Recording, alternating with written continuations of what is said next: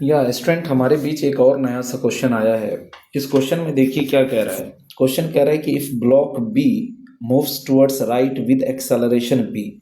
कह रहा है कि ये जो ब्लॉक बी है, ये पूरा ब्लॉक बी है यहाँ से यहाँ तक, ये राइट की तरफ जा रहा है बी एक्सेलरेशन से, ठीक है, यानी एक्स एक्सिस की तरफ जा रहा है बी एक्सेलरेशन से। तो कह रहा है कि find the net acceleration of block ए। कह रहा है कि ये जो ब्लॉक ए आपको दिख रहा है, इसका नेट एक्सेलरेशन मतलब इसका टोटल एक्सेलरेशन कितना होगा पता करिए। तो देखिए साफ साफ दिख रहा है कि ये ब्लॉक ए जो है ये ब्लॉक बी के इस पार्ट में फंसा हुआ है। तो जाहिर सी बात है कि अगर ब्लॉक बी जिस एक्सेलरेशन से राइट की तरफ जा रहा होगा, ये ब्लॉक ए भी उस एक्सेलरेशन से राइट की तरफ जा रहा होगा। यानी कि अगर हम एक्सेलरेशन ऑफ ए देख रहे हैं along I कैप, तो this will be nothing but this will be B I cap. यानी ए का एक्सेलरेशन जो राइट की तरफ होगा वो तो सिंपल सिंपल हम बता सकते हैं कि बी आई कैप होगा, ठीक है। अब बी आई कैप से हम ऑप्शन को टिक नहीं कर सकते क्योंकि यहाँ भी बी आई कैप है, यहाँ भी बी आई कैप है, यहाँ भी बी आई कैप है, ठीक है। तो अब अपने को ये भी पता करना पड़ेगा कि ये ब्लॉक ए किस एक्सेलरेशन से ऊपर जा रहा होगा। तो इसको हम पता करने के लिए देखिए हम क्या करेंगे। सबसे पहली चीज तो हमें ये पता चल चुका है, ये पता चल चुका है, अरे भाई ऑन हो जाए यार। ये पता चल चुका है कि इस ब्लॉक ए का जो इधर की तरफ एक्सेलरेशन है that is B I cap है, ठीक। अब हमें ये पता करना है कि ये ऊपर की तरफ किस एक्सेलरेशन से जा रहा होगा। तो हमें जो ये स्ट्रिंग दिख रहा है, ये जो पूरी रस्सी दिखाई दे रही है, ये जो स्ट्रिंग है, इसी स्ट्रिंग से ये भी बंधा हुआ है और ब्लॉक ए भी बंधा हुआ है।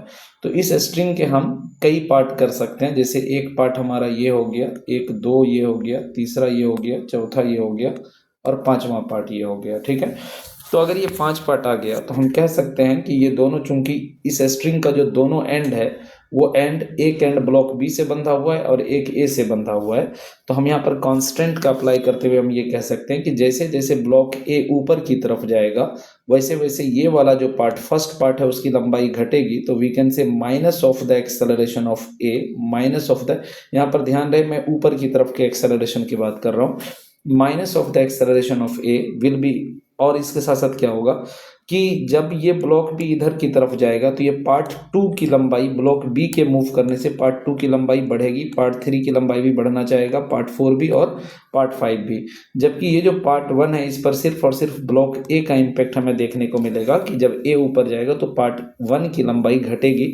तो दैट्स वाई हम यहाँ पर लिख रहे हैं minus of the acceleration of a, और इस वाले पार्ट में सिर्फ बी का इन्वॉल्वमेंट होगा तो हम कहेंगे प्लस एक्सेलरेशन ऑफ बी, और इस वाले पार्ट में भी तो हम कहेंगे प्लस एक्सेलरेशन ऑफ बी। इस वाले पार्ट में भी बी का ही इन्वॉल्वमेंट है और बढ़ रहा है तो acceleration of B plus acceleration of B, this will be equal to 0।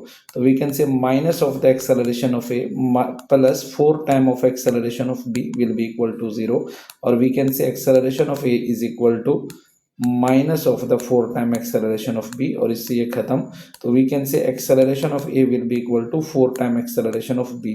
तो यानी कि हमें जो एक्सेलरेशन ऑफ ए, यानी इसका जो एक्सेलरेशन ऊपर की तरफ मिल रहा है, ये इसके राइट की तरफ जो एक्सेलरेशन है उसका 4 टाइम है। यानी हम ये कह सकते हैं कि acceleration of A along z along y axis will be equal to क्या हो जाएगा, 4 इंटू बी हो जाएगा। और ये अगर हम y डायरेक्शन में देख रहे हैं, y डायरेक्शन में देख रहे हैं तो 4b इसको j कैप लिख देंगे। तो इस हिसाब से हमारा जो a का टोटल एक्सेलरेशन आएगा, एक एक्सेलरेशन तो इधर की तरफ फिक्स है जिसको कि हम कहेंगे बी आई कैप, प्लस ऊपर की तरफ जो इसका एक्सेलरेशन आ जाएगा वो आ जाएगा कितना, 4b j कैप। तो इसके अकॉर्डिंग हमारा ऑप्शन फर्स्ट जो है वो सही हो जाएगा। Thank you so much.